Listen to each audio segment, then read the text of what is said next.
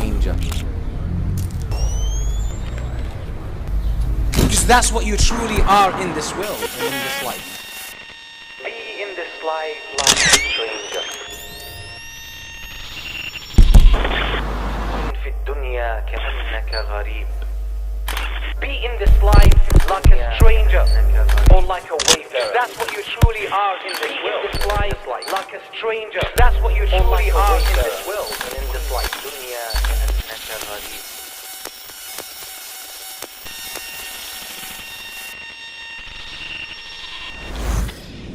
Jazakumullah khairan, barakallahu fikum.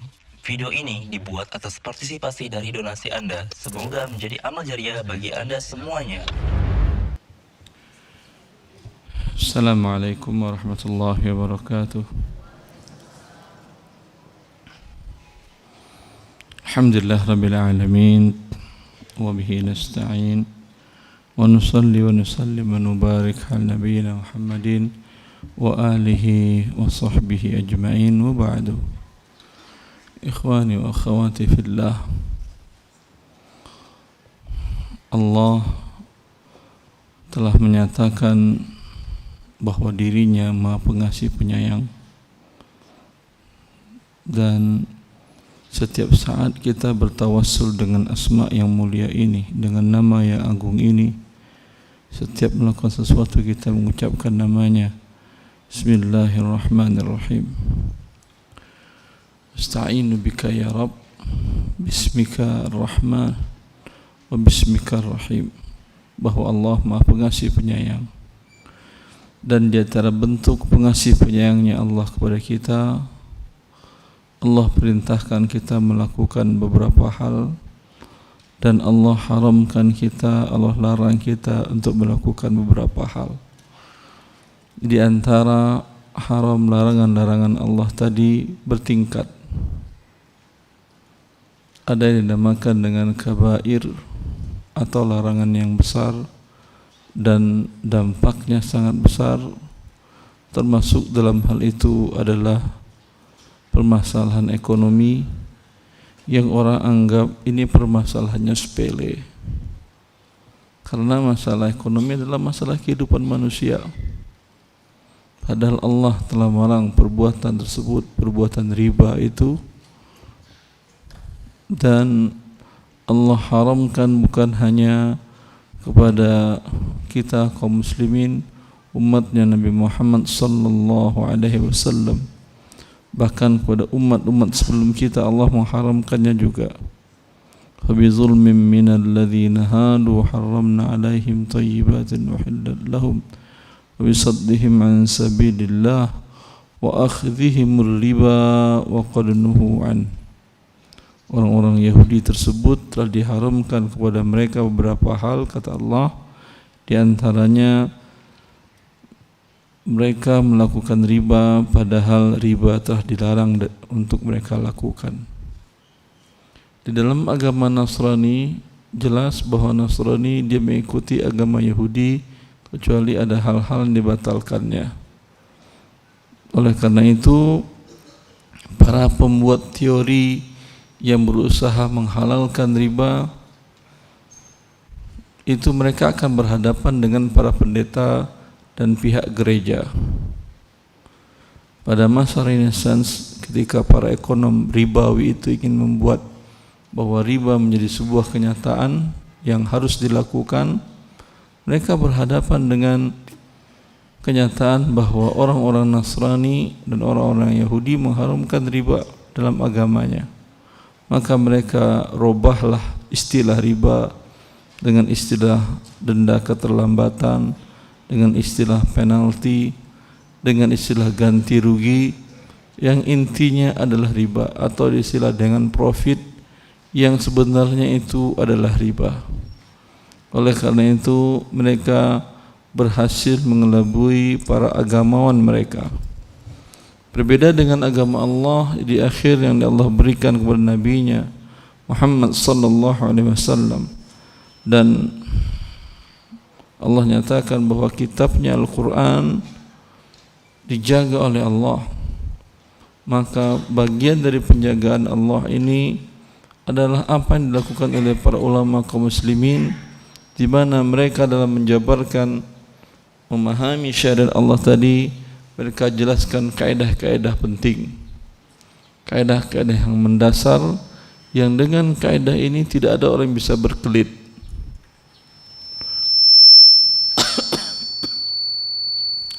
Bahwa riba adalah pertambahan dari kewajiban hutang. Baik hutang itu dampak dari pinjam meminjam uang atau hutang berjual beli yang tidak tunai, ini sama dinamakan juga dengan riba. Dan riba inilah yang dilakukan oleh orang-orang jahiliyah yang ketika Allah mengharamkannya itu telah sedang mereka lakukan. Dengan demikian walillahilham sampai sekarang masih banyak kaum muslimin, para ulama kaum muslimin yang mengerti dan tidak bisa dibohong-bohongi dengan mengelabukan riba tadi, sekedar mengganti terminologi atau sekedar mengganti istilah, tidak bisa dibohongi karena kaidah syariat tadi sangat jelas. Walaupun terkadang mereka menggunakan pengganti pengelabuan riba tadi dengan istilah-istilah Arab, walaupun ini bukan hal yang baru, karena dari masa ke masa dan setiap mazhab ada cara pengelabuan riba yang mazhab para ulama yang lain sepakat mengharamkannya. Seperti dalam mazhab Syafi'i dikenal dengan jual beli inah. Jual beli inah itu adalah seseorang memiliki rumah,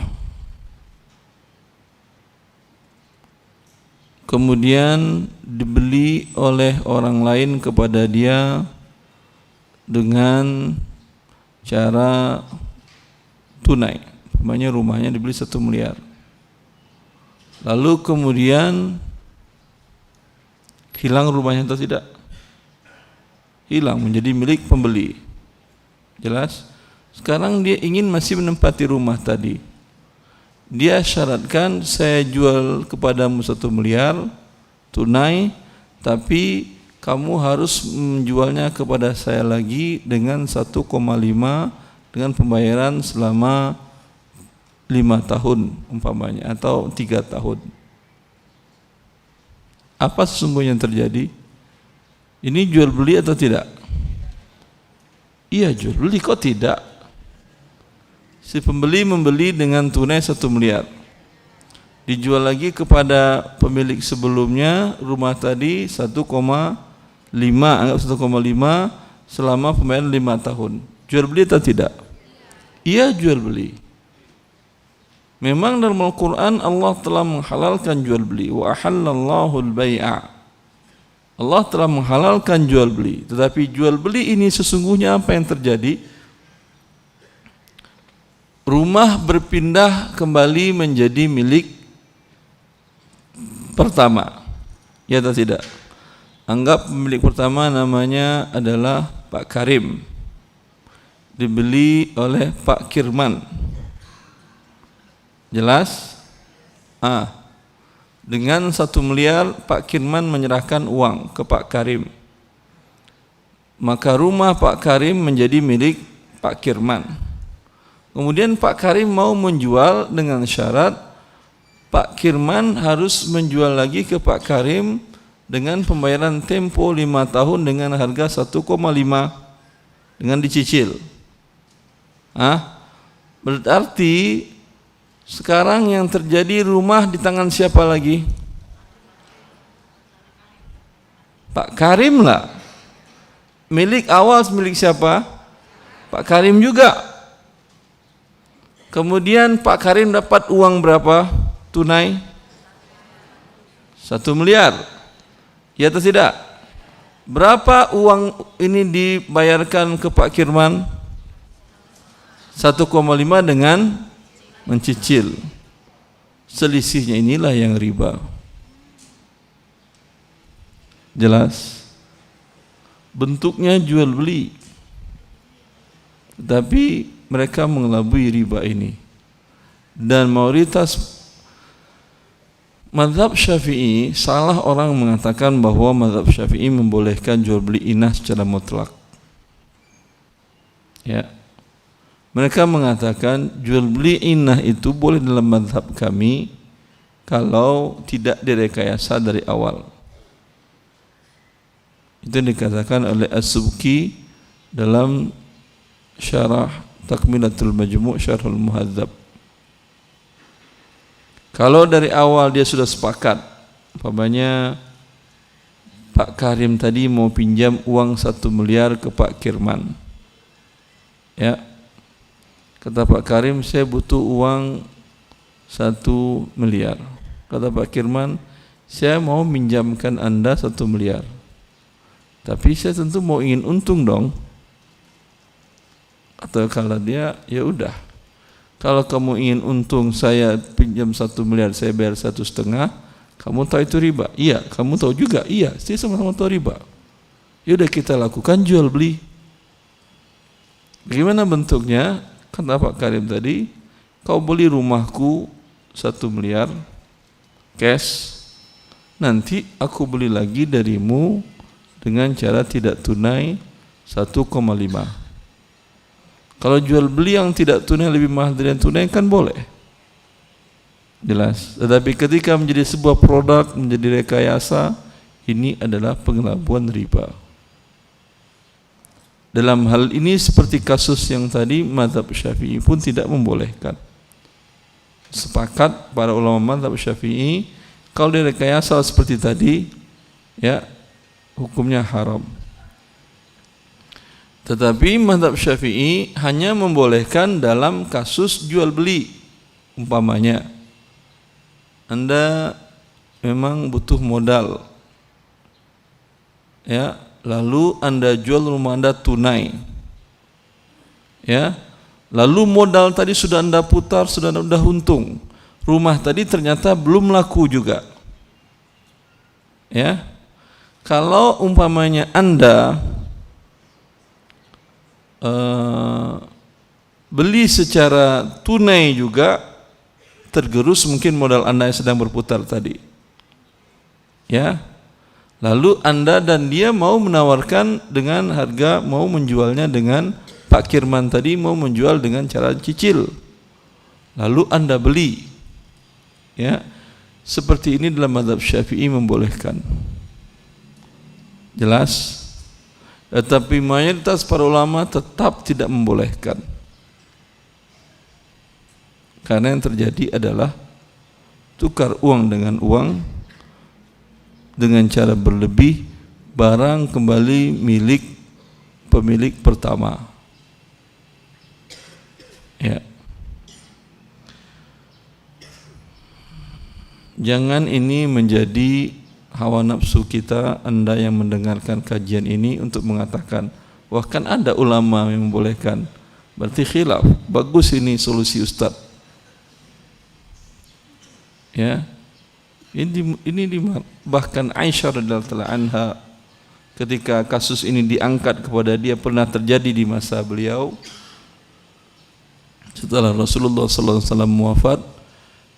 Ada transaksi antara suami istri. Istrinya menjual kepada suaminya budak. Budak ini milik si istri.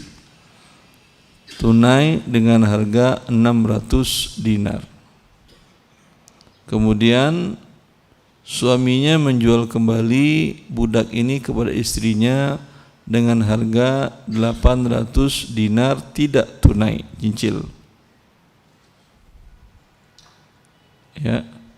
Berarti mereka berdua merasa bahwa ini kan jual beli. Tetapi yang namanya dosa pasti mengganggu dalam jiwa Anda.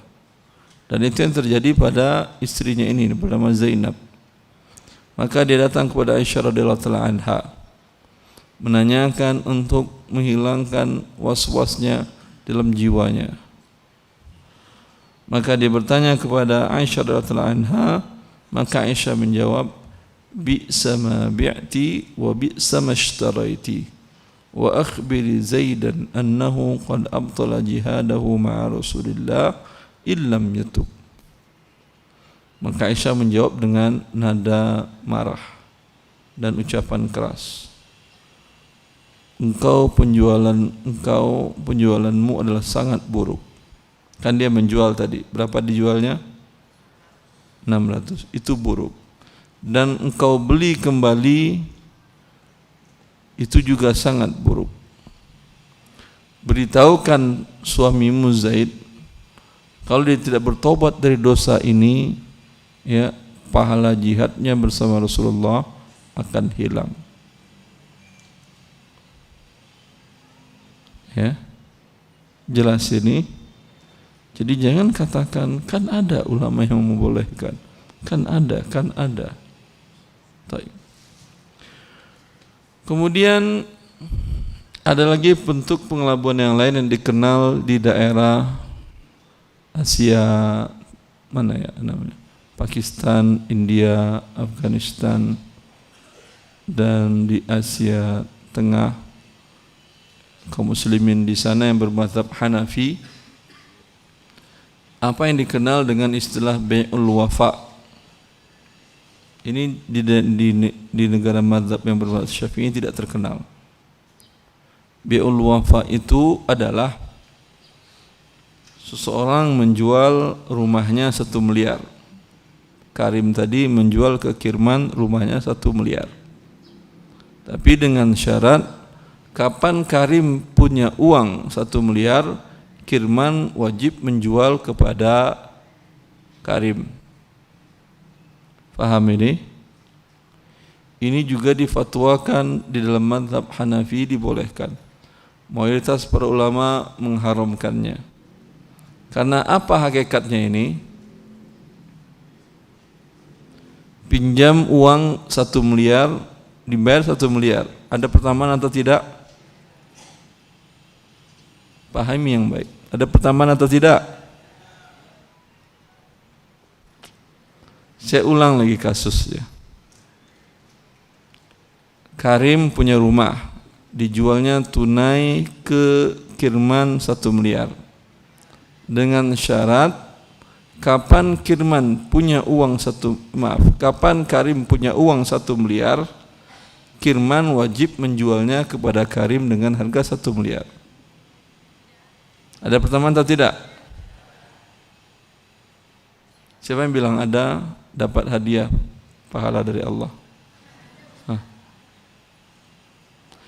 Itu rumah jadi milik siapa? Jadi milik siapa?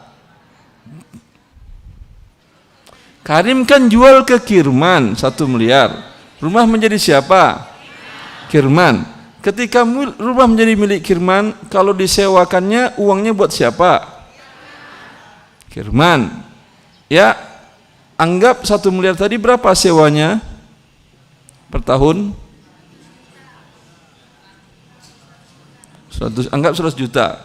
Andai si Karim baru bisa membayar punya uang 1 miliar setelah 3 juta. Berarti berapa pertambahannya? Kok 3 juta? Tadi 100 juta sewanya katanya. 3 tahun? Anggap 300 juta. Berarti si Karim terima uang 1 miliar, dia kembalikan berapa? Paham? Ada pertambahan atau tidak? Dalam kasus yang lain, pegang gadai di daerah manapun di Indonesia ada. Ini cara mereka mengelabui pegang gadai. Ya, Anda pinjam emas sebanyak 100 gram emas, digadaikan sawah. Ya. Selama belum ditebus 100 emas itu, sawah digunakan oleh yang memberikan pinjaman. Ya. Kapan dia bisa menebusnya 100 emas, baru dia tarik kembali lagi sawahnya. Ada pertambahan atau tidak pinjam emas? Ya. Tentu Anda mengatakan sama-sama 100 emas Ustaz, sama-sama 100 gram. Betul, sama-sama 100 gram. Tapi selama Karim belum punya emas 100 gram, sawahnya dipakai oleh Kirman tanpa membayar. Upah sewanya itulah pertambahan selama ini yang menjadi riba. Tadi kan jual beli Ustaz. Kalau pinjam meminjam iya. Kalau jual beli kan sah milik pembeli. Betul sah milik pembeli? Betul sah. Betul dia sah. Betul sah. Ya. Tetapi persyaratan dalam jual beli tadi adalah litakbid, selamanya. Sedangkan dia tadi mengatakan apa? Bai'ul wafa tadi. Wafa itu jual beli yang memenuhi janji. Dia berjanji si pembelinya, kapan si penjual punya uang sebanyak itu, dia berhak menarik kembali rumah itu. Berarti jual belinya pengelabuan atau bukan? Iya, pengelabuan. Karena kalau jual beli yang hakiki, itu nanti harganya bisa menjulang tinggi, bisa jadi hancur. Iya atau tidak? Tadi ketika Kirman membeli rumah Karim, rumah itu masih masuk Kabupaten Bekasi. Alhamdulillah, kota DKI Jakarta meluas dan rumah Karim tadi masuk ke Jakarta. Harganya naik atau turun? Wallahu a'lam, mungkin naik, mungkin turun. Karena pajaknya gede kan. Anggap sekarang naik. Tapi kan dalam perjanjian pertama tadi antara Karim dengan Kirman, ya, hanya tetap 1 miliar. Inilah yang dia, ya, hakikatnya adalah jual beli, bukan jual beli, hakikatnya adalah pinjam meminjam, kemudian ada pertambahan. Dan ini diharamkan oleh OKI, Organisasi Konfederasi Islam, jual beli wafa tadi. Namun sayangnya akad ini ada dalam skema akad sukuk. Ya. Ini sekedar pengantar, silahkan. Karena kalau nggak salah temanya tanya jawab ya. Silahkan. 5 di sini, 5 di sini, 5 di situ. Silahkan.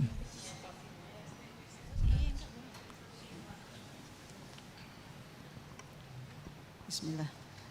Assalamualaikum warahmatullahi wabarakatuh, Ustaz. Assalamualaikum warahmatullahi wabarakatuh. Apa hukumnya bekerja di kantor pajak dan bea cukai? Apakah penghasilan yang diperolehnya halal atau haram? Masya Allah. Ini pertanyaan tentang riba atau apa saja? Apa saja? Ya. Di dalam buku Harta Haram Amal Kontemporer, saya jelaskan tentang masalah hukum pajak dalam pandangan Islam. Ya. Rasulullah SAW dalam hadis riwayatkan oleh Abu Daud, beliau menjelaskan bahwa menyatakan bahwa penarik pajak tidak akan masuk surga. La yadkhulul jannata sahibu maks.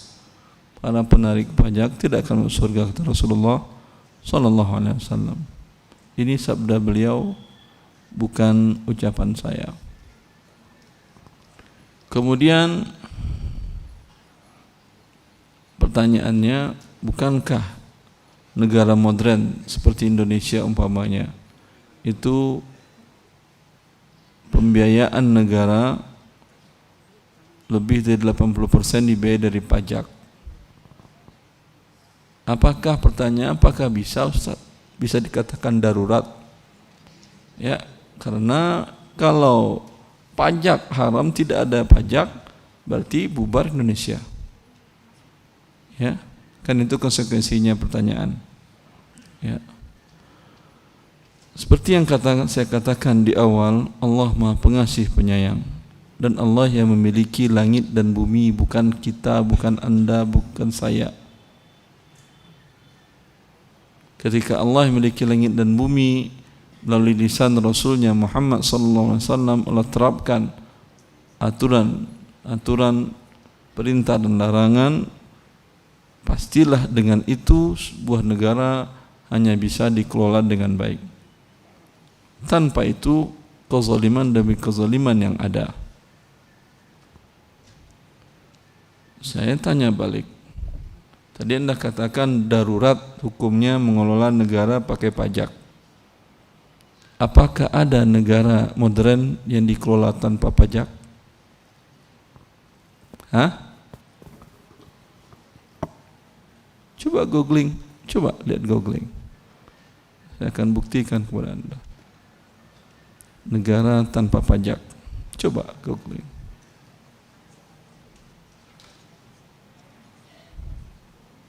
Sehingga pernyataan darurat itu bisa kita cabut.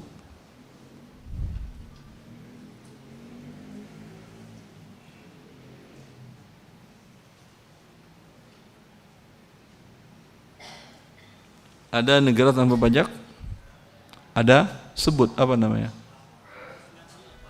Satu-satu. Bahama, di mana itu? Karibia. Ya. Apalagi negara apa lagi? Satu Bahama, dua. Kedua Virgin Britania Raya. Virgin Britania Raya. Ini bukan Inggris nih kan ya? Tapi jajahan Inggris. Ya. Ya, Ketiga, jajahan, dia negara jajahan tapi tidak ada pajak. Terus ketiga Kepulauan Cayman. apa? Cayman.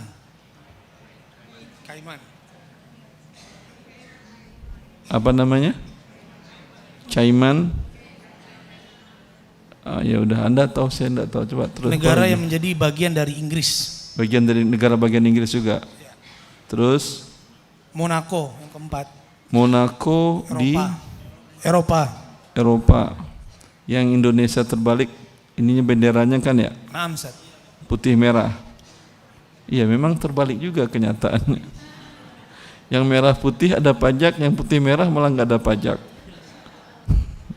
Apa kita gantinya bendera jadi bendera putih gitu, sehingga nggak ada pajak sama sekali.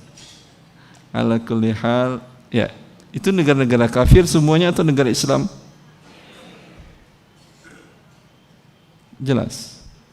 Kenapa mereka tidak menerapkan pajak kalau dikatakan bahwa pajak darurat dalam mengelola negara?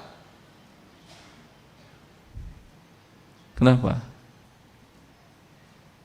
Ada jawabannya di googling? Hah? Mungkin negaranya kaya. Coba kita cek kekayaan negara tadi dibandingkan negara kita. Ya namanya penelitian kan seperti itu, bukan main mungkin-mungkin aja.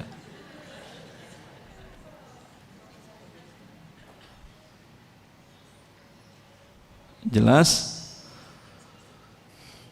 Lalu Rasulullah SAW mengelola negara dengan tanpa pajak, bisa. Dan bahkan di masa Umar bin Abdul Aziz dikenal dengan pemerintahan yang adil, ya.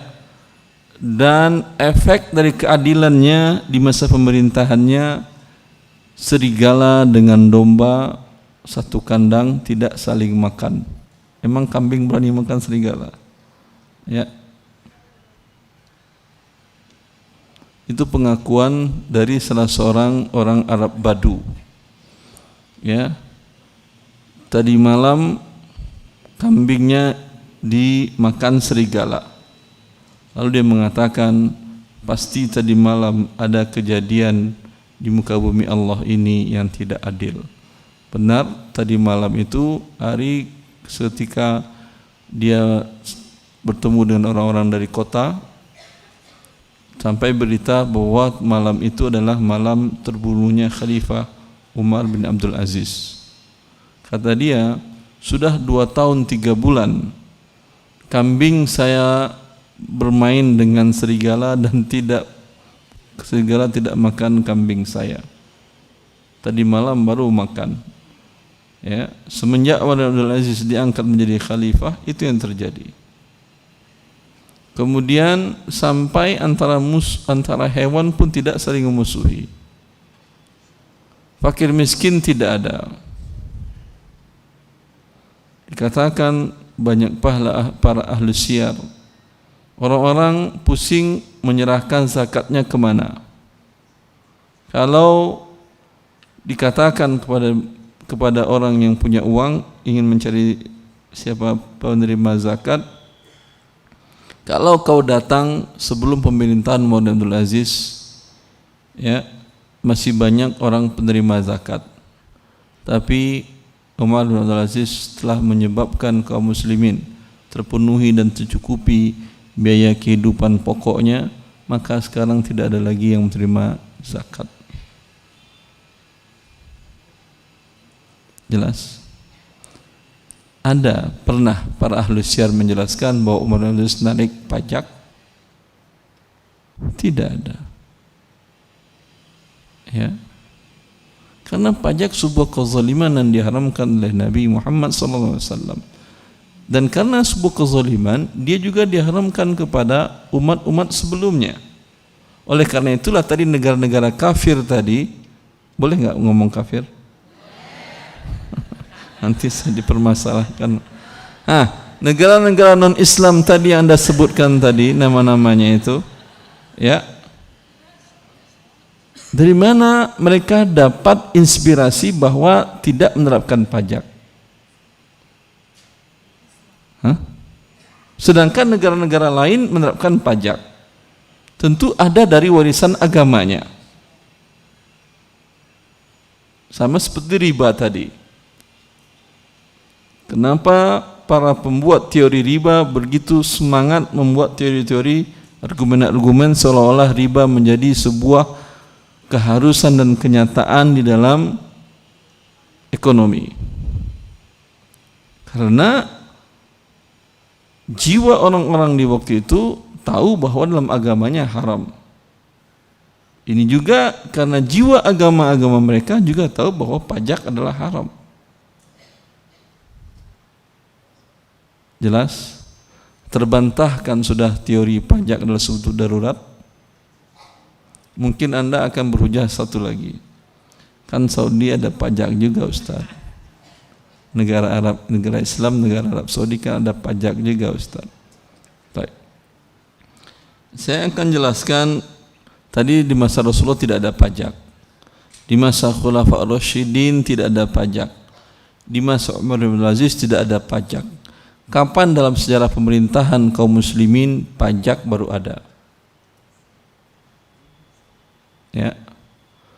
Pajak ada di masa pemerintahan Zahir bin Abbas. Khilafah Zahir bin Abbas. Dan masyhur ketika itu keadaan kondisi keuangan negara terganggu. Dan musuh lakukan Genghis Khan sedang dari Mongol, ya, beranjak akan menghancurkan khilafah kaum muslimin, menjajah. Maka Zahir bin Abbas di waktu itu mengumpulkan para ulama, dia akan mewajibkan kepada semua kaum muslimin, semua warga negara yang ada untuk membayar kalaf namanya. Kalaf, beban biaya yang ditanggung oleh rakyat untuk membantu keuangan negara. Tapi sifatnya paksa. Kalau sifatnya sedekah, infak, wakaf, di masa Rasulullah pun ada.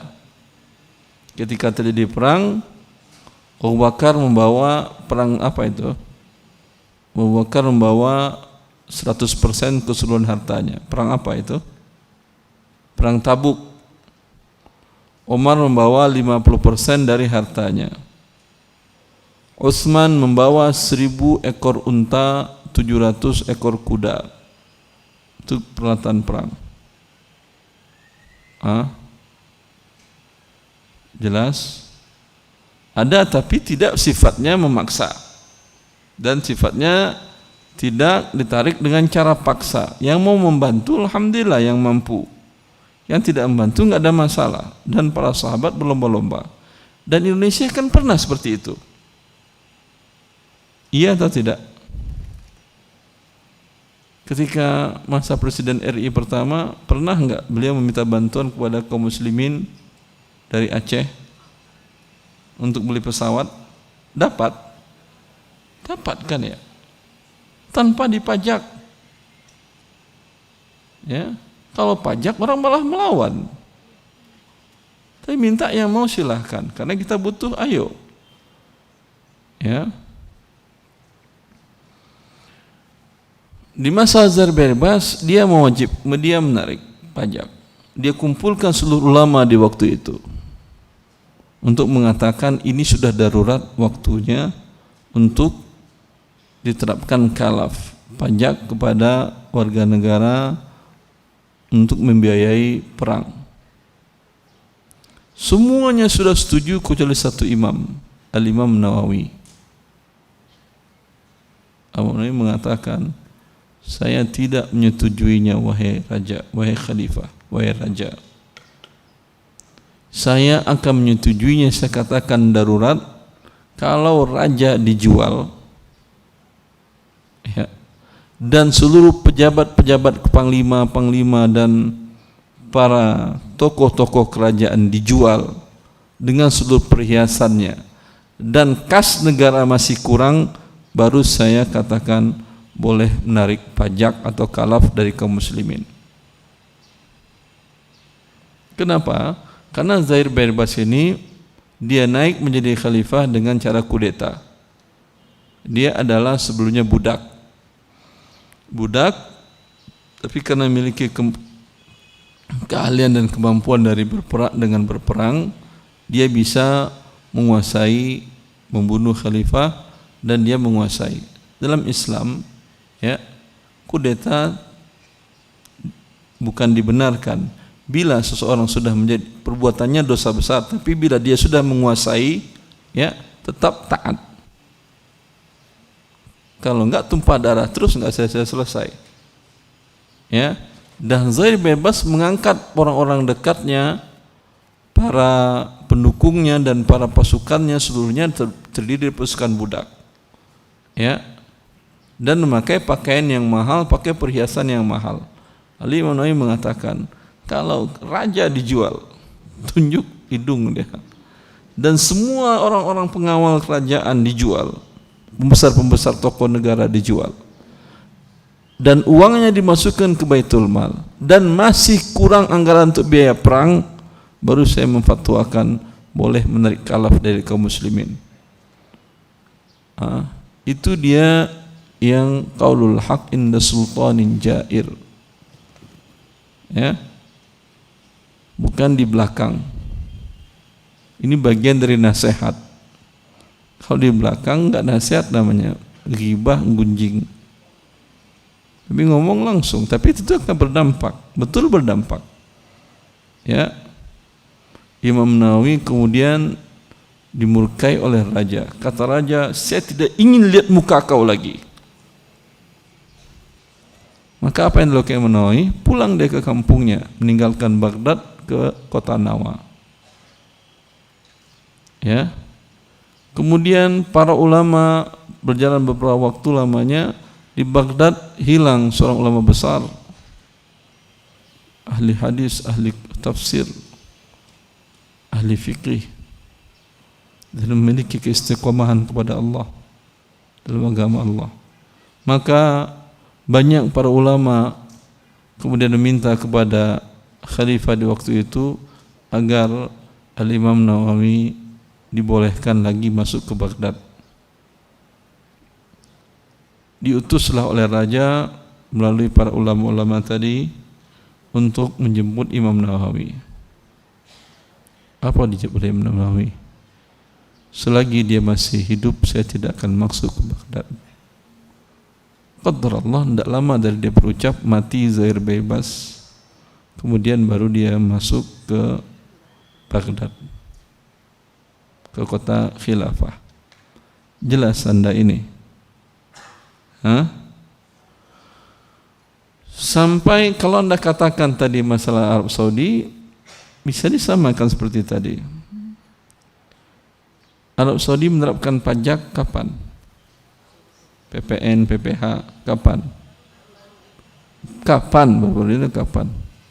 1/1/2018. Dia merdeka kapan? Dia merdeka Oktober, lupa saya 24 atau 23 Oktober tahun 1924. Selama itu mereka tak pernah menerapkan pajak.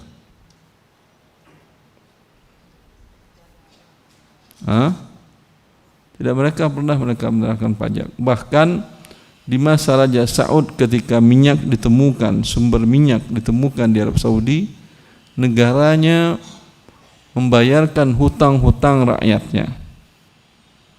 Anda ada hutang 20 miliar, kata negara, ini uang bayarkan ke bank. Anda punya hutang 10 miliar, ini uang bayarkan ke bank. Karena ada hadis Rasulullah SAW.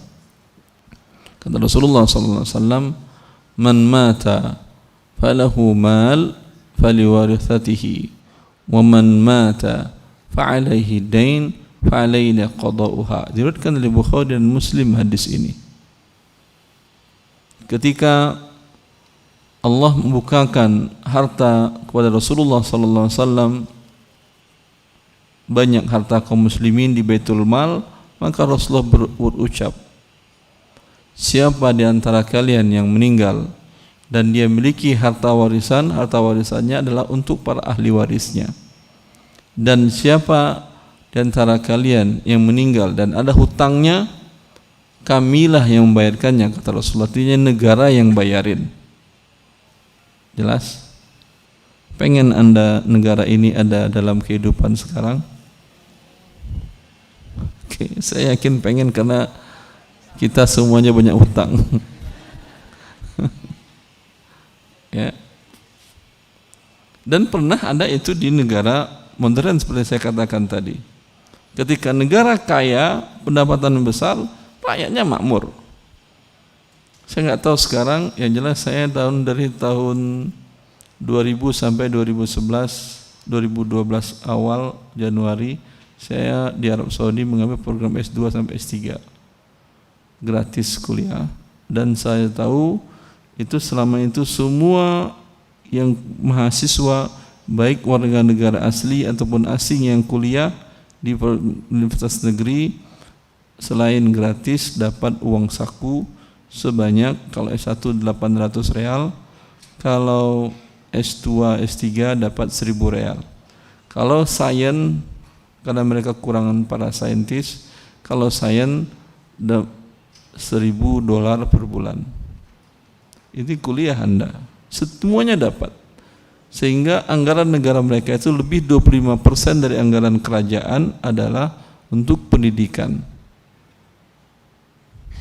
Ya, ala kulli hal, ya, bisa nggak berarti dijadikan. Kemudian 2018 ekonomi mereka terganggu dengan perang. Semenjak perang Teluk mereka sudah terganggu juga, tapi masih bisa bertahan.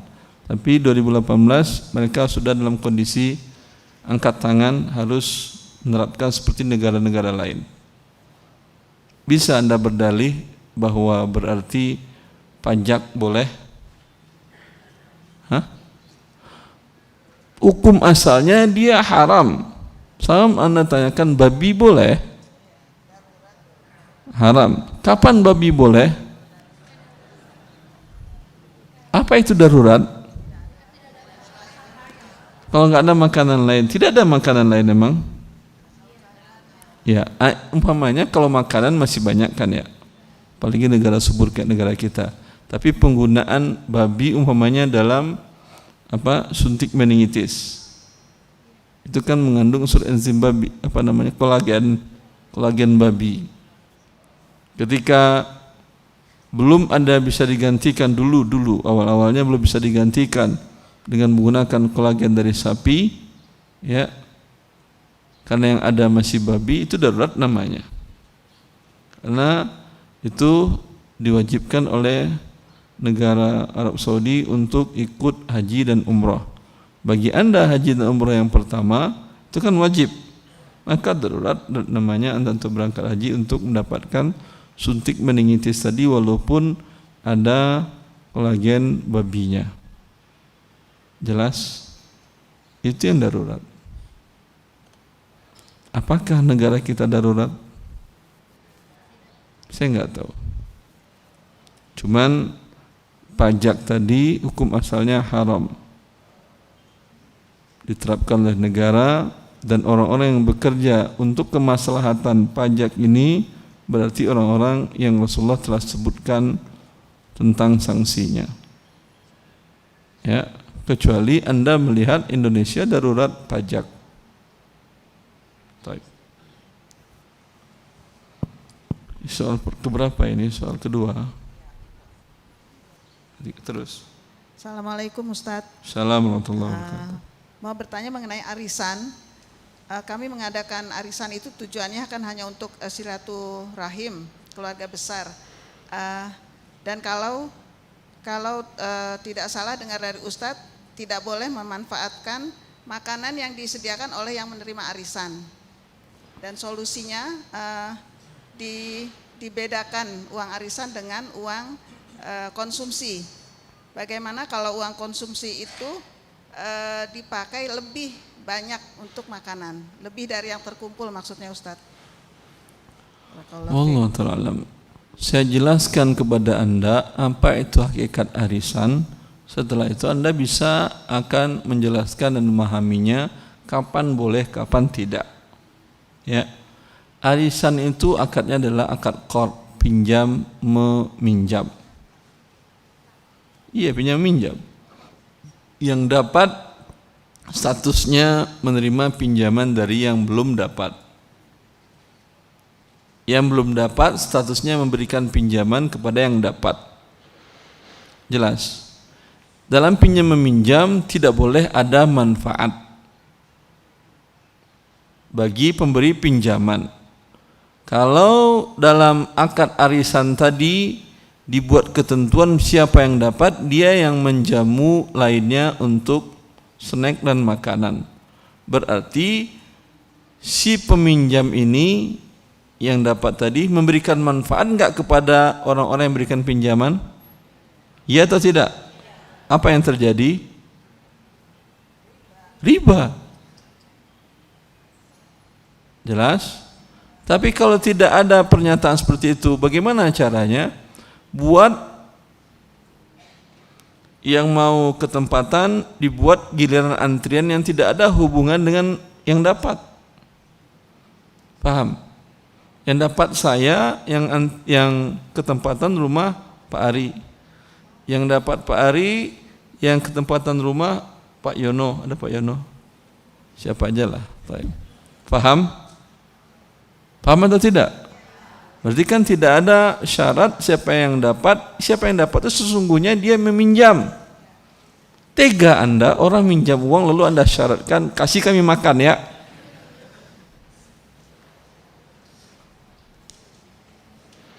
Jelas? Wallahu a'lam. Sehingga kalau terlepas dari hal-hal yang menyebabkannya menjadi haram ini, hukum asalnya bagus. Di mana ini solusi untuk menabung. Apalagi kalau angkanya lumayan besar. Namanya 1 juta per bulan, ada yang ngumpul sekitar 100 orang. Sekali terima 100 juta, banyak kebutuhan yang bisa tertutupi untuk beli rumah dan lain-lain pun bisa umpamanya. Tapi dengan syarat seperti itu tadi. Tapi kalau 100 orang berarti 100 bulan berapa tahun? Berapa tahun? 9 tahun. Kalau 9 tahun baiknya pakai emas. Ya atau tidak? Ya, setiap satu orang tadi membawa 1 gram emas. Kalau 1 juta berapa? Berarti 2 gram. Ya, atau 5 gram emas arisannya. 100 orang dapat berarti 5 kilo. Alhamdulillah. Apa aja bisa Anda lakukan dengan 5 kilo kan ya? Jelas? Lindung nilainya kuat kalau emas. Kalau rupiah tadi yang dapat pertama betul dapat dia 100 juta. Tapi yang belakangan betul juga 100 juta, tapi nilainya dapat lagi sepeda onta. Sepeda ontel maksudnya. Ya, baik. Terus. Assalamualaikum Ustadz. Uang dari hasil deposito di bank syariah halal atau haram? Jazakallah khairan. Ya, uang deposito di bank syariah halal atau haram? Anda menyerahkan uang di bank syariah, iya atau tidak? Untuk dikembangkan oleh bank syariah, usahanya halal atau haram? Enggak tahu Anda kan ya? Taib. Anggap Anda ya halal usaha pengembangannya tadi. Uang yang Anda store, umpamanya Anda store 100 juta. Depositonya berapa yang paling pendek? 6 bulan. 1 bulan ada? 1 bulan. Kalau usaha bank syariah tadi dalam mengelola uang Anda setelah 1 bulan rugi, uang Anda tetap atau berkurang?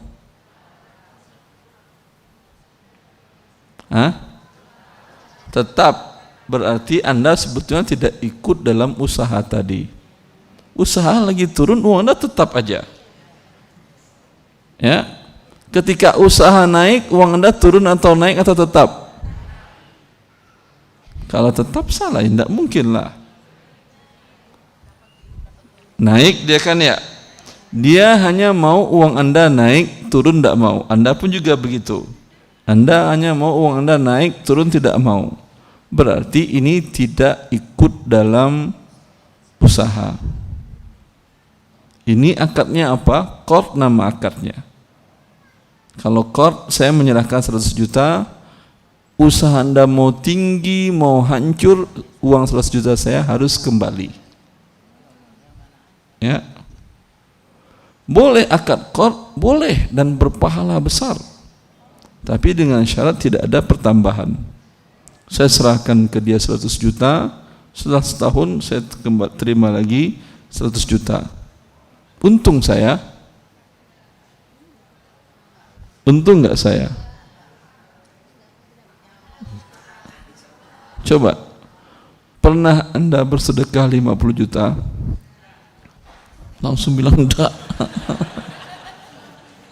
Rasulullah SAW mengatakan, man aqrada marrataini faka'annama tasaddaqa marratan. Siapa yang memberikan pinjaman 2 kali, sama dia dengan bersedekah 1 kali. Berarti Anda pinjamkan sekali, berapa sedekah Anda? 50% kan ya? Meminjamkan uang 100 juta berani. Tapi bersedekah 50 juta saya kira Anda tidak berani.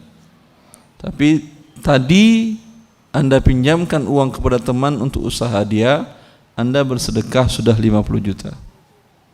Paham? Kalau ini berani. Berani kalau yang minjam uang kembali berani, tapi tidak sia-sia di sisi Allah Azza wa Jalla. Berarti rugi atau untung? Emang pahala kalau Rasulullah bilang 50 juta, kecil atau besar? Tahu Anda bahwa Rasulullah mengatakan bahwa Allah menerima sedekah dari salah seorang kalian dan mengembangkannya kama yurabbi ahadukum fuluwahu, sama seperti kalian membesarkan dan merawat seekor anak kudanya. Kuda adalah harta yang mahal.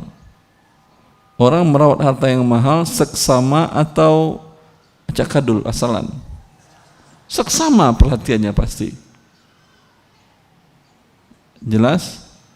Sampai kata Rasulullah, sedekah kalian tadi yang kalian berikan kecil, kalian akan dapatkan di sisi Allah nanti di akhirat bagaikan gunung. Anda pun tidak percaya ketika dinyatakan fulan itu milikmu gunung emas itu. Tentu Anda pusing. Saya enggak pernah punya gunung emas, ya Allah. Allah yang mengembangkannya menjadi gunung emas. Jelas? Pengen punya gunung emas di akhirat? Alhamdulillah, kalau gitu semua kita juga pengen. Tapi yang bersedekah tadi Anda meminjamkan uang kembali penuh, sudah. Bila Anda syaratkan 2%, ya, yang sedekah 50 tadi hilang. Yang terjadi sekarang riba. Allah murka, Allah ancam Anda dengan neraka. Padahal yang 2% dari 100 juta cuma 2 juta. Anda pengen 2 juta di dunia atau gunung emas di akhirat? Makanya Allah sering mengatakan orang-orang yang tidak beriman kepada Allah itu otaknya tidak ada. Afala ta'qilun. Mana otak kalian, kata Allah. Karena matematika Anda enggak jalan menghitungnya. Maka orang yang beriman adalah orang yang punya otak cerdas, mengerti dia bertransaksi, berbisnis dengan Allah Azza wa Jalla. Jelas ini?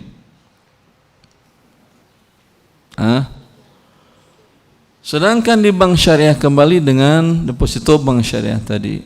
Deposito di bank syariah tadi dia mensyaratkan bagi hasil, berarti ada pertambahan, sedangkan uang Anda tidak ada persyaratan bahwasanya bila terjadi kerugian dalam usaha, uang Anda akan berkurang. Kan tidak ada. Maka kembali akadnya menjadi akad qard. Bila ada pertambahan bagi hasil, memang acak bagi hasilnya, pertambahannya tidak tetap, tapi bukan berarti yang tidak tetap menjadi halal. Ini riba dengan bunga tidak tetap. Padahal kuncinya kan sedikit. Ya, asal Anda saja dalam perjanjian itu bahwa pihak lembaga keuangan syariah dalam deposito ini membebankan kerugian kepada deposan sebesar porsi modal yang dia store. Jelas sudah. Dengan itu Anda yang umpamanya tidak ada yang merugi dan ditanggung oleh bank syariah, itu terserah dia. Tapi ada pernyataan ini, klausa ini. Cuman mereka itu kan takut menyebutkan ini, karena kalau ini dibuatnya ada yang mau nabung. Berarti Anda muslim atau bukan? Ketika ada riba Anda nabung. Ketika ada kerugian dan ada keuntungan yang halal Anda tidak mau. Ya. Bank syariah itu yang ditakutinya. Dia takut para nasabahnya lari dengan pernyataan yang syar'i tadi. Padahal kalau muslim yang benar tidak. Anda berusaha dalam kehidupan sehari-hari, mungkin rugi atau tidak? Tetap juga berusaha? Lah, gimana? Tadi ada kemungkinan rugi, nggak ada. Ini capek-capek Anda mungkin rugi juga, tapi tetap. Paham? Ya, sebetulnya tidak, makanya subhanallah, agama Allah itu memang agama untuk manusia yang cerdas. Ya, keseharian Anda mengembangkan harta Anda mungkin juga rugi. Anda mau? Ya, mau Anda lakukan. Tetapi dengan sistem bank syariah tadi disebutkan ada kerugian. Bank syariah takut orang-orang pada tidak mau. Dia salah memahami. Ketakutan syaitan, iblis yang membuat dia takut untuk menyebutkan klausa tersebut.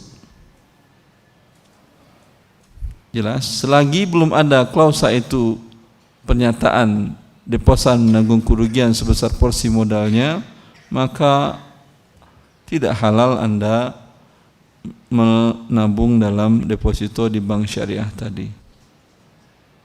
Lalu pertanyaannya, kita taruh uang di mana, Ustaz? Ya jangan bilang-bilang ke orang taruh uang di mana. Nanti orang tahu. Kalau yang Anda punya miliki adalah emas, taruh di rumah kalau merasa aman. Ya. Kalau Anda merasa ragu, taruh di bank dalam bentuk SDB, Safe Deposit Box. Itu Anda sewa, tingkat keamanannya lumayan bagus. Jelas? Bisa di sana taruh uang, emas, segala macam, dan tidak akan dipakai oleh bank. Ini betul nama akadnya wadi'ah, bukan akadnya qard, karena bank tidak akan pakai sama sekali ini. Ya. Kalau Anda ingin tidak repot, karena itu kan repot. Setiap Anda butuh uang, butuh ini harus datang ke cabang yang itu. Bisa Anda ambil di cabang yang lain? Bisa Anda ambil pakai ATM? Enggak kan ya? Sedangkan Anda mobile lagi pulang kampung atau lagi belanja kemana, ya repot. Ya, berikan aja pinjaman kepada pihak bank dalam akad qard sebetulnya, atau wadiah yang mereka namakan di bank syariah, tapi ya dengan wadiah yang tanpa ada pertambahan. Itu uang Anda dipakai oleh bank kan ya? Iya atau tidak? Berarti kalau dipakai namanya qard. Kalau tidak dipakai seperti SDB tadi, itu namanya wadiah. Qard boleh atau tidak? Boleh selagi tidak ada pertambahan. Makanya saya katakan buka rekening wadiah yang tanpa ada pertambahan, tanpa bonus, tanpa ada hadiah dan segalanya. Anda hanya ingin uang Anda aman, kemudian mudah untuk Anda tarik dimanapun. Jelas? Allah barik fikum. Assalamualaikum Ustadz. Assalamualaikum warahmatullahi. Saya ada kebutuhan merenovasi rumah karena banjir dan rayap, tapi belum ada dananya, qadarullah. Mohon petunjuknya Ustadz, jika saya mengajukan akad ke bank tapi nggak mau riba, kalau pinjam ke bank tidak mungkin nggak pakai riba, nilainya pasti bertambah. Jika akadnya saya jual rumah ke bank, lalu saya beli lagi secara kredit ke bank tersebut, bagaimana? Jadi ada 2 kali akad Ustadz. Ini pertanyaannya bagus karena sama persis dengan kaidah yang kita jelaskan dalam mazhab Syafi'i tadi. Apa nama akadnya ini? Ainah. Halal atau haram? Halal atau haram? Halal atau haram? Lah kan mazhab Syafi'i membolehkan. Mazhab Syafi'i membolehkan tadi apa? Kalau tidak ada kesepakatan dari awal atau tidak direkayasa. Kalau produk sebuah lembaga keuangan bisa tanpa direkayasa? Tentu tidak. Namanya produk lembaga keuangan pasti direkayasa dari awal. Kata bank, kami beli rumahmu tunai. Lalu kau dapat uang. Ya atau tidak? Kalau dapat uang terus ngapain ada renovasi rumah bank? Bank tentu terima kasih banyak kepada Anda. Sudah Anda jual ke dia, dapat uang pembelian, lalu Anda renovasi rumah dia. Ya, anggaplah Anda pun renovasi berbuat baik, sedekah ke bank. Kemudian Anda katakan saya renovasi dengan syarat saya beli lagi dari Anda dengan cara tidak tunai. Saya nyicil. Ya, sebagian uang secara renovasi saya bayarkan untuk cicilan pertama. Jelas? Ini apa namanya? Inah. Direkayasa atau tidak? Pasti direkayasa. Berarti Syafi'i menghalalkan atau mengharamkan? Mengharamkan. Solusinya hanya seperti yang tadi, Anda jual putus, kemudian beli rumah yang lain. Itu solusinya. Kalau Anda masih keberatan jual rumah, ya, ke lembaga keuangan mungkin repot, ke pribadi mungkin bisa. Anda carilah teman-teman kontraktor atau developer yang punya modal kuat, atau Anda beli tidak tunai material-material, bisa kerja buatnya bisa enggak? Masangnya bisa enggak? Kalau masangnya bisa, tukangnya bisa Anda, kan cuma yang rayap apanya? Atap. Mau diganti dengan baja ringan kan ya? Ya, beli baja ringan dengan tidak tunai, bayar dengan cara nyicil harga lebih mahal, pasang sendiri. Nggak bisa. Kalau nggak bisa, ya lakukan dengan lembaga pihak kontraktor atau developer. Katakan kepada dia, tolong buatkan saya baja ringan, atap, genteng saya, apalagi tadi yang harus perbaiki? Banjir apa yang boleh diperbaiki? Dinaikin. Wah, ini mah ada solusi yang lebih baik dari ini. Dijual rumah ini, pindah ke rumah yang tinggi. Itulah solusi yang terbaik. Ini selamanya nggak akan pernah ada solusi. Sudah diperkuat pun, mamanya ditinggikan pun, kalau banjirnya besar, kena juga. Itu nggak solusi namanya. Solusinya jual, ketika banjirnya sudah selesai, kan harganya masih lumayan tinggi tuh. Jual, pindah ke daerah gunung, pindah ke Bogor sana, Gunung Salak, lebih murah, mungkin dapat dari rumah 5 mungkin di sana. Tapi nanti meletus lagi gunungnya Ustaz, pindah lagi ke daerah pantai.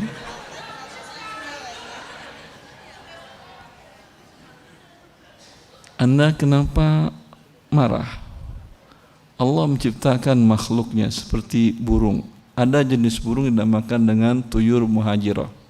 Tuyur muhajirah itu burung yang suka hijrah.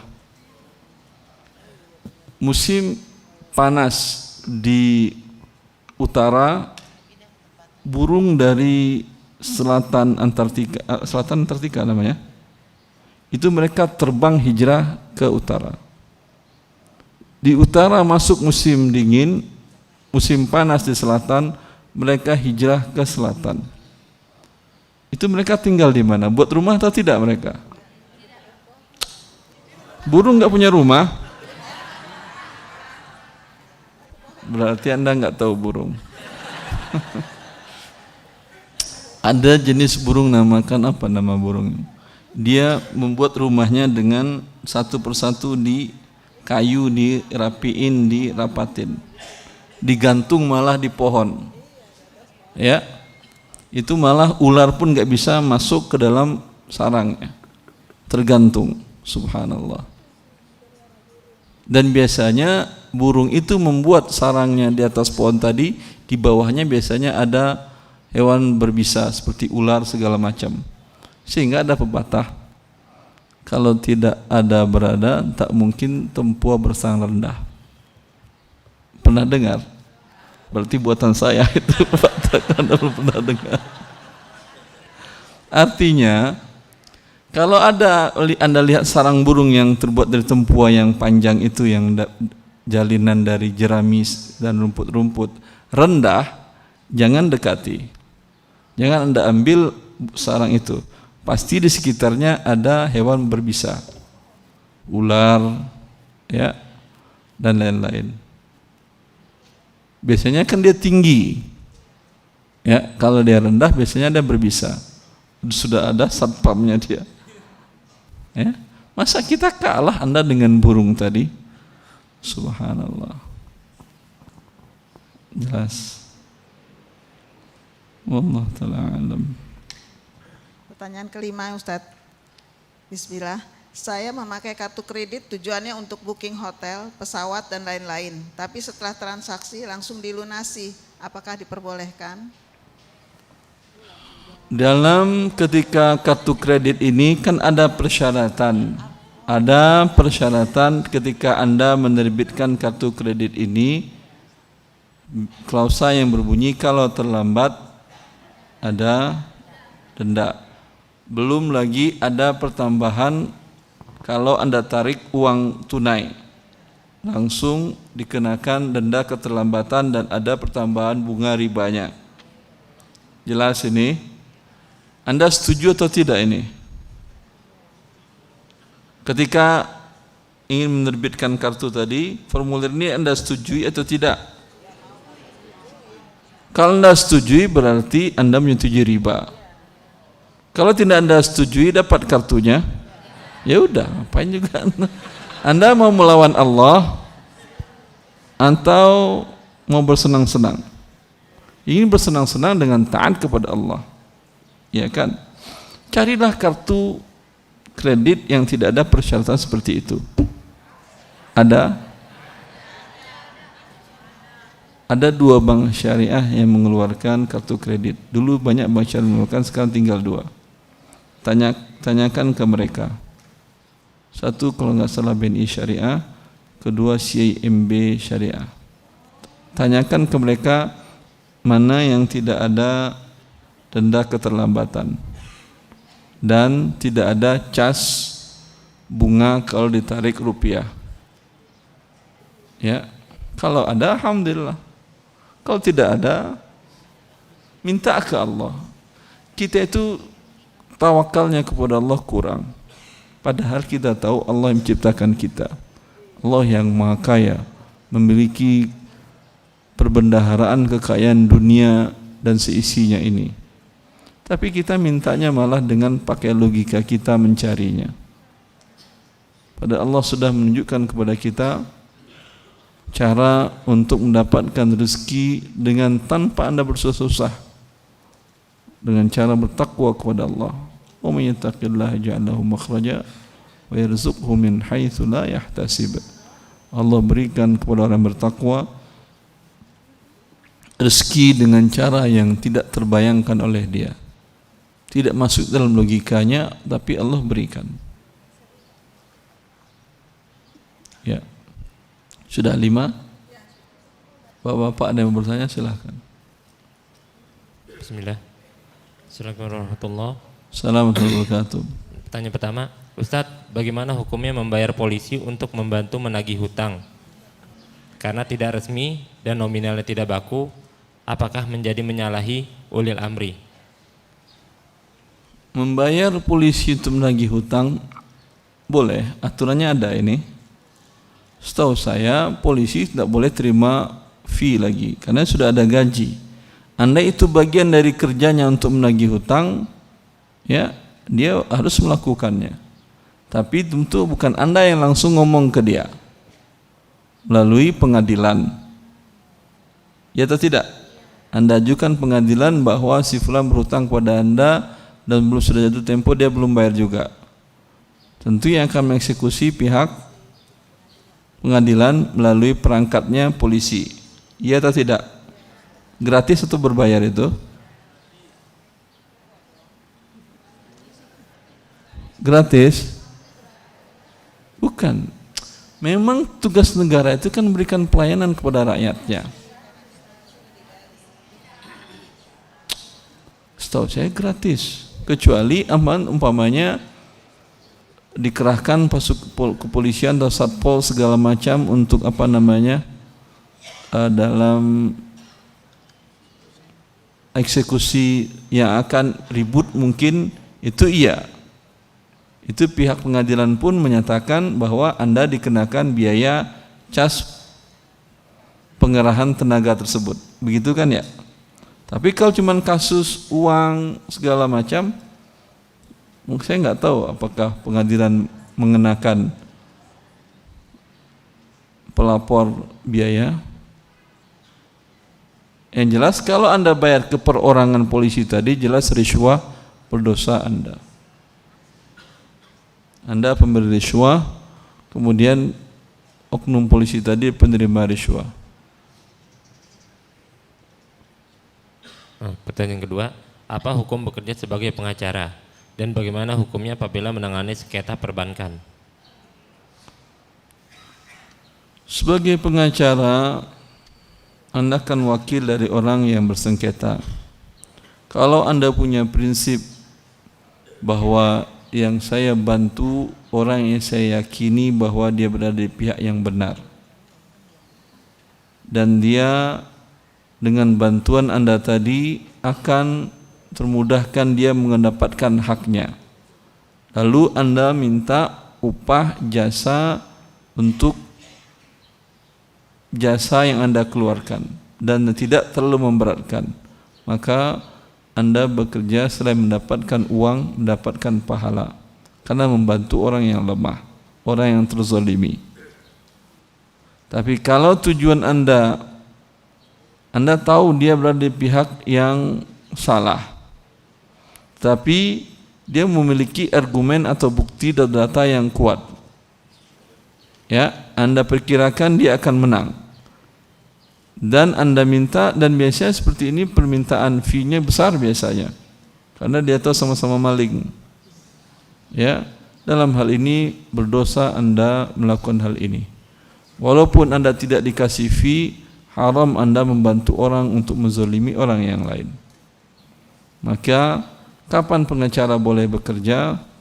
Ketika dia tahu bahwa kliennya ini adalah orang yang terzalimi.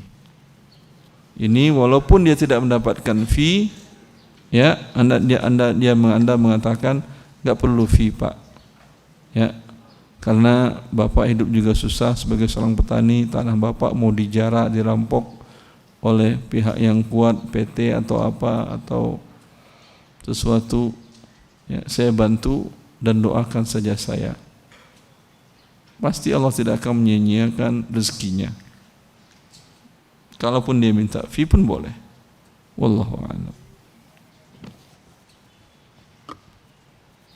Assalamualaikum. Mengapa Allah mengharamkan riba?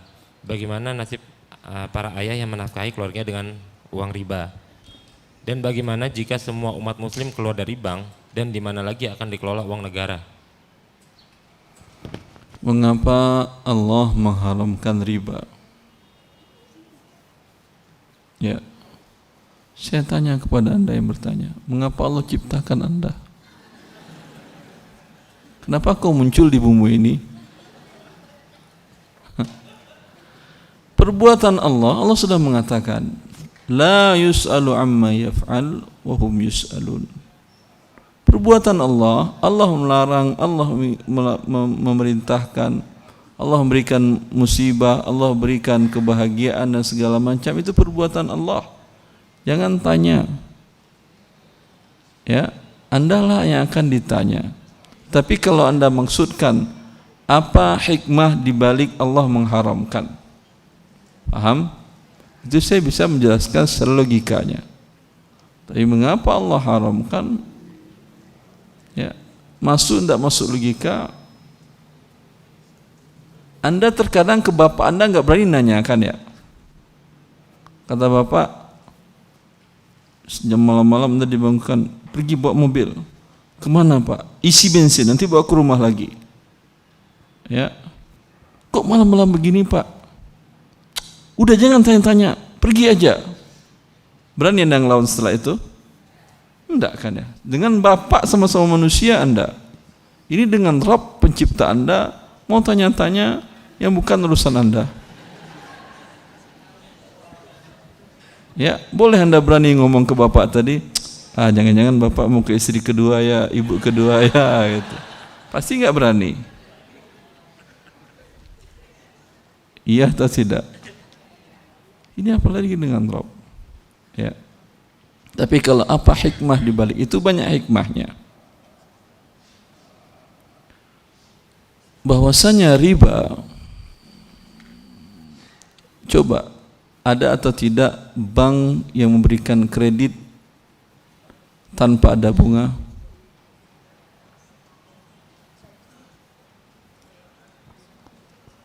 Atau Anda nabung di bank tanpa ada bunga? Di mana?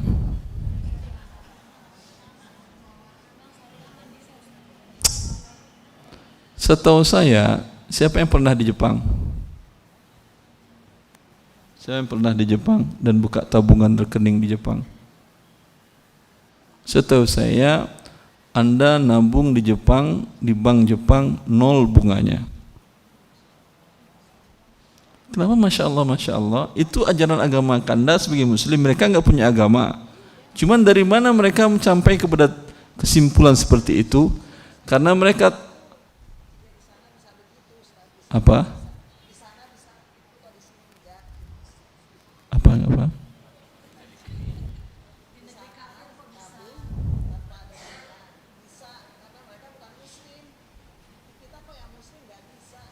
Karena Anda banyak iblisnya.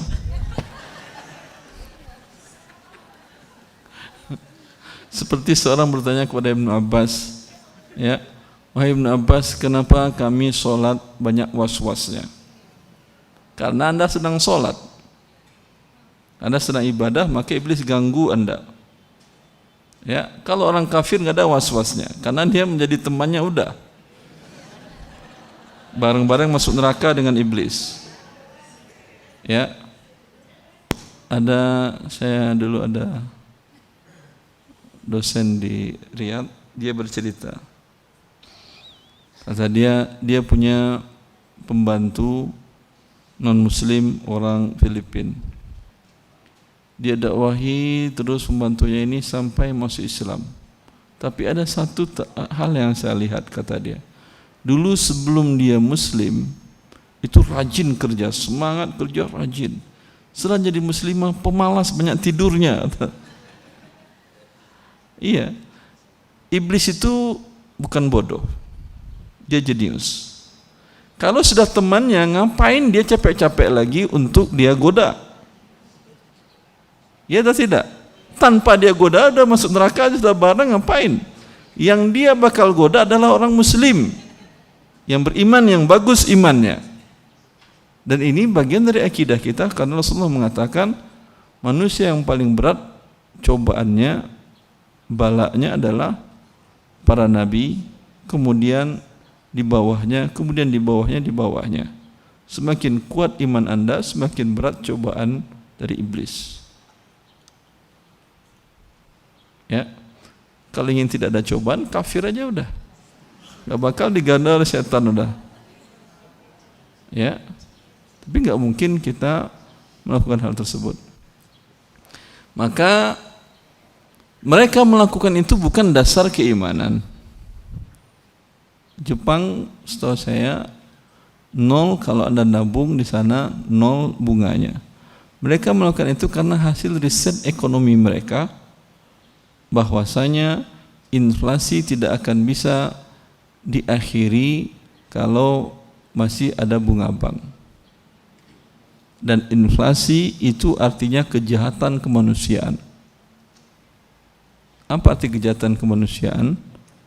Yang dizalimi oleh inflasi bukan 1-2 orang. Semua orang yang memegang mata uang yang terkena inflasi tadi. Jelas. Penduduk Indonesia lebih 260 juta. Kalau inflasi 10%, apa artinya? Kekayaan Anda, rupiah Anda berkurang 10%, semua warga negara Indonesia, mau dari miskin sampai yang paling kaya. Iya atau tidak? Ini siapa yang menyebabkan inflasi tadi? Pelaku riba tadilah. Ya. Bagaimana inflasi disebabkan oleh pelaku riba? Pelaku riba yang membuat akad kredit dengan cara ribawi, ya, untuk menjalankan sebuah usahanya, baik produksi barang ataupun jasa. Bunga riba tadi dimasukkan oleh dia dalam biaya operasional atau tidak? Iya atau tidak? Pasti dimasukkan. Jelas. Kemudian suku bunga riba tadi yang diterbitkan setiap hari oleh bank sentral di setiap negara, mengacu kepada LIBOR dari London, dari Inggris, itu tidak ada yang bisa memprediksi turun naik. Ketika dia naik suku bunga, para produsen tadi yang menggunakan pinjaman riba akan menaikkan harga produksinya atau tidak? Pasti ya, kalau enggak tentu rugi dia. Ketika barang naik, apa yang terjadi dengan nilai rupiah Anda? Turun atau naik juga dia? Tentu turun daya belinya. Ya.